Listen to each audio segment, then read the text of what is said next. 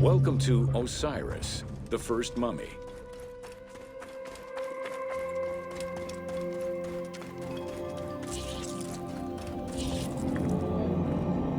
The oldest mummies recovered date from the Old Kingdom, though Egyptologists believe that mummification was in use much earlier than that.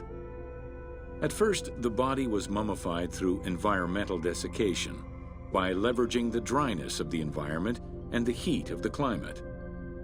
Early experimentations in mummification were conducted with the use of resin made from tree sap.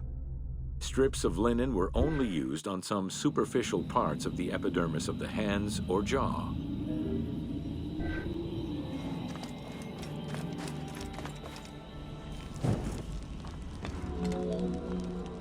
Ideologically, the will to preserve the body is not explained in any way until 3600 BCE. This is when the Egyptian belief that the body housed the soul was finally documented for modern Egyptologists to eventually decipher. It was not until the arrival of the myth of Osiris in the Egyptian religion around the 5th dynasty that mummification was thoroughly conceptualized. The practice was thereafter grounded in both a mythological and ideological point of view.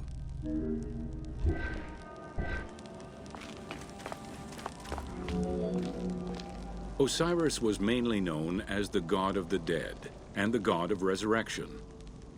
The most well-known Genesis myth concerning Osiris is that of his dismemberment.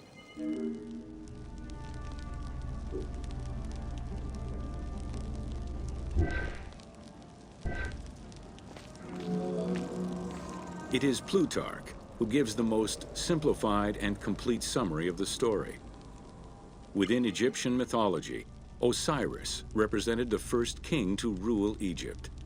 Jealous of his power, his brother Seth attempted to usurp his throne. After several unsuccessful attempts, Seth succeeded in killing his brother by dismembering him and scattering the pieces of his body all over Egypt. Isis, the Great of Magic, traveled all over Egypt in search of the pieces of her husband's body. After a long search, she recovered all the pieces save for his manhood, as it was eaten by a fish.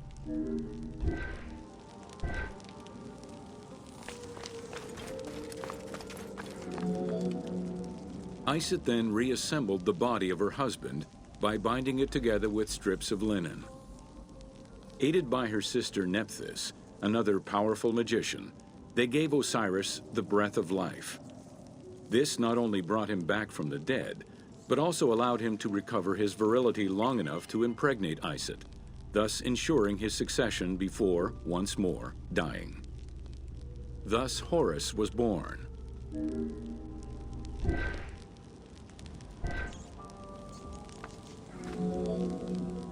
The ritual used to bring Osiris back to life essentially depicts how he became the first mummy.